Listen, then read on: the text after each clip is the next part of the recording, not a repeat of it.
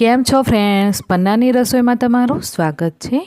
આજે આપણે ગણપતિ બાપાના પ્રિય એવા મોદક બનાવીશું, એ પણ વગર મોલ્ડે। અને આટલા સરળ અને સિમ્પલ મોદક તમે ક્યારેક જ બનાવીને ખાધા હશે, એકદમ સ્વાદિષ્ટ બનશે।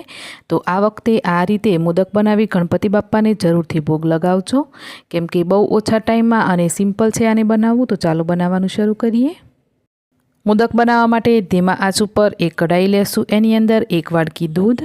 તો બધું જ મેજરમેન્ટ આપણે આ વાડકીથી જ કરીશું, જેથી મોદક આપણા પરફેક્ટ બને। હવે એ જ વાડકીથી ડેસિકેટેડ કોકોનટ, તમે તાજું નારિયેળ હોય એને પણ ગ્રેટ કરીને લઈ શકો। 1 વાડકી નાખીશું મિલ્ક પાવડર, અને 1 વાડકીથી થોડી ઓછી એવી આની અંદર તમે ખાંડ કે પછી ખાંડનો પાવડર નાખી શકો। મેં અહીંયા ખાંડનો પાવડર લીધો છે।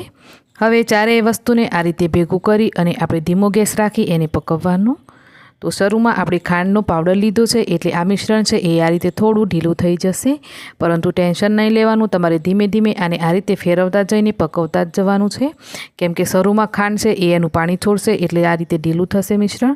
અને હવે આને તમારે પકવવાનું છે ત્યાં સુધી જ્યાં સુધી એકદમ આ તળિયેથી છૂટું ના પડવા લાગે અને મિશ્રણ એકદમ ઘાટું ના થઈ જાય ત્યાં સુધી।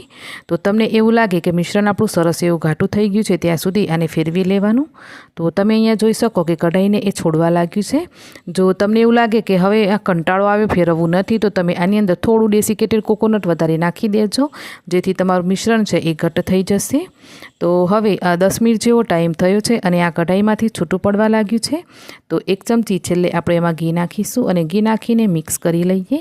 તો ઘી નાખ્યા પછી એને 1 મિનિટ માટે સરસ એવું મિક્સ કરી પકવવાનું, જેથી ઘીનું જે ફ્લેવર છે એ આખા મિશ્રણમાં બરાબર આવી જાય અને આપણું મિશ્રણ એકદમ સ્મૂથ અને એકદમ સરસ ટેસ્ટી બનીને તૈયાર થઈ જાય। તો ચાલો, અહીંયા આપણું જે મિશ્રણ છે એ બનીને તૈયાર થઈ ગયું છે। તો આપણે એને નીચે ઉતારી ઠંડુ કરીશું। તો એકદમ સિમ્પલ રીતે આ મોદક બને છે ફ્રેન્ડ્સ, ખાવામાં બહુ જ સ્વાદિષ્ટ લાગે છે। તો 5 મિનિટ માટે મેં એને નીચે મૂકી દીધેલું, તો તમે જોઈ શકો કે એ આ રીતે એકદમ ઘટ્ટ થઈ ગયું છે અને એ હળવું એવું ગરમ છે, વધારે પડતું ઠંડુ નથી થયું। તો એને આપણે એક ડીશની અંદર કાઢી લઈએ। ડીશમાં કાઢી એને આ રીતે ચમચાથી થોડું ફેલાવી લેવાનું, જેથી એ જલ્દીથી ઠંડુ થઈ જાય અને આપણે એને હાથથી અડીને મોદક બનાવી શકીએ એટલું એને ઠંડુ કરી લેવાનું। તો અહીંયા આપણું જે મિશ્રણ છે એ ઠંડુ થઈ ગયું છે। તો હવે આપણે મોદક બનાવીએ। તો તમારે જેટલી પણ નાની મોટી સાઈઝનો મોદક બનાવવો હોય એ પ્રમાણે મિક્સ લેવાનું અને આ રીતે પહેલાં એને આપણે જેમ ગુલાબજાંબુ બનાવવા બોલ્સ બનાવીએ એ રીતે બોલ્સ બનાવવાનું। ત્યાર પછી બીજા હાથથી આ રીતે એની ટોચ ઉપર કરી અને મોદકનો શેપ આપવાનો। આપણું જે મિશ્રણ છે એકદમ સ્મૂથ અને એકદમ સોફ્ટ બન્યું છે, જેથી આપણે મોદકનો શેપ આસાનીથી આપી શકશું। તો શરૂઆતમાં આ રીતે થોડું એવો સ્મૂથ હોય ત્યારે જ મોદક બનાવી તૈયાર કરી લેવાના, અને જ્યારે તમે મોદક બનાવી અને આને રેસ્ટ પર મૂકશો અડધો કલાક માટે, એટલે એની આપમેળે જ મોદક છે એ થોડા એવા ડ્રાય થશે। તો આ રીતે તમે બધા જ મોદક હાથથી બનાવીને તૈયાર કરી શકો છો, મોલ્ડની પણ જરૂર નહીં પડે।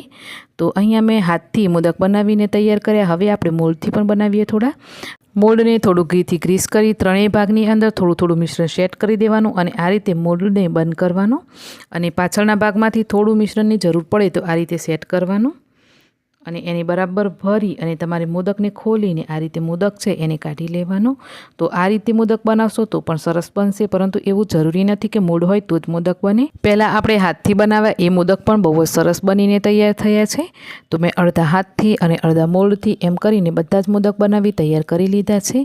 તો તમે જોઈને ફ્રેન્ડ્સ કેટલું આસાન છે આ મોદક બનાવવાનું। તો આ વખતે આ રીતે મોદક બનાવી બાપાને જરૂરથી ભોગ ચડાવજો। અને આજની રેસીપી તમને કેવી લાગી મને કોમેન્ટ કરી જણાવવાનું ભૂલતા નહીં। રેસીપી ગમી હોય તો તમારા ફેમિલી ફ્રેન્ડ સાથે શેર કરજો। ચેનલ ઉપર નવા હો તો ચેનલને જરૂરથી સબસ્ક્રાઈબ કરજો। મળીએ એક આવી જ નવી રેસીપીની સાથે। આવજો।